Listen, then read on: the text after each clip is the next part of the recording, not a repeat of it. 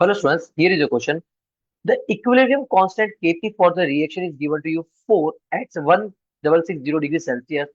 If initial moles of hydrogen is given to you zero point 0.8 and zero point 0.8 mole of CO2 are rejected in a 5 liter of vessel, then you have to calculate equilibrium concentration of CO2 gas.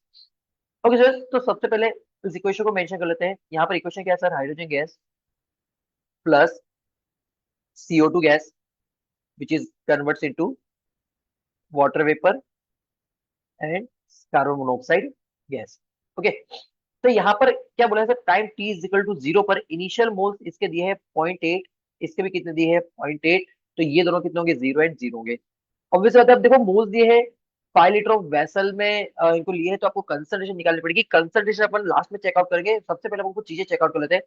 मान लीजिए moles की term में deal कर रहा हूँ, अगर sir moles की term अगर आप डील करते हो, ठीक है, तो मोल्स की टर्म में ध्यान से ऑब्जर्व कीजिए। मान लीजिए इसका एक्स अमाउंट कंज्यूम हुआ है, तो बचा कितना होगा? 0.8 माइनस एक्स। ये कितना बचा होगा? 0.8 माइनस एक्स। ये कितना फॉर्म होगा? एक्स मोल। और ये कितना फॉर्म होगा? एक्स मोल।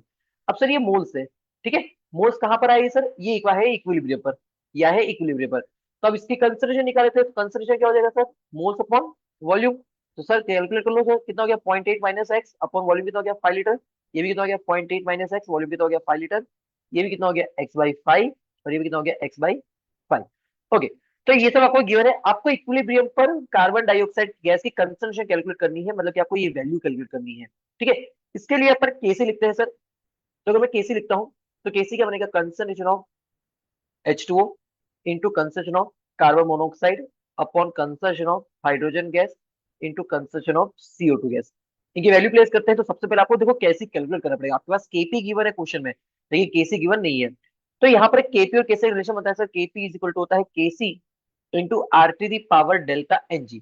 अब डेल्टा एन जी का मतलब होता है total gases moles of product minus total gases moles of reacted. Product के मोल्स कितने हैं सर? प्रोडक्ट के मोल्स है 2, रिएक्टेड के मोल्स कितने हैं? 2। तो ऑब्वियस होता है, ये कितना हो गया? 2 माइनस 2, ये कितना हो गया? 0। अगर डेल्टा एन जी की वैल्यू 0 है, तो अब आर टी की पावर भी कितनी हो गई? 1। तो केसी जितना केपी था उतना ही केसी बन गया, तो केसी भी कितना बन गया? 4 बन गया अपना आप, ठीक है। तो यहाँ पर आपको केसी सॉल्व नहीं करना था, आपको डायरेक्ट मिल गया केसी 4 है, तो 4 इज इक्वल टू क्या हो गया? X by 5 into x by 5, concession लिख दी दोनों की प्रोडक्ट की, ठीक है। अपॉन में कितना आ जाएगा? ये आ जाएगा 0.8 माइनस एक्स अपॉन 5, दोनों की सेम है तो होल का स्क्वायर कर दो, ठीक है। तो ये कितना बन गया? ये बन गया sir 4 is equal to X upon 5 का whole square upon 0.8 minus X upon 5 का होल स्क्वायर, ठीक है। स्क्वायर रूट को उधर भेज दो, तो ये हो जाएगा 2 x upon 5 upon 0.8 minus X upon में कितना गया? 5। 5 से 5 क्या हो गया? कैंसल। इसे अगर आप सिंप्लीफाई करोगे तो ये क्या? 2 is equal to X upon 0.8 minus X. यहाँ पर अगर आप एक्स को सिंप्लीफाई करते हो, तो एक्स की वैल्यू आएगी समथिंग सर, ये बैठेगा 0.533, ठीक है। तो ये तो वो अमाउंट है जो कंज्यूम हुआ है, तो बचा कितना होगा? तो ये कितना बचा होगा? अगर CO2 के लिए कैलकुलेट करते हो, तो CO2 की कंसंट्रेशन कितनी हो गई? 0.8 माइनस 0.533 अपॉन में कितना हो गया? 5। इसे सिंप्लीफाई करोगे वैल्यू आएगी 0.0534 मोलर, ठीक है।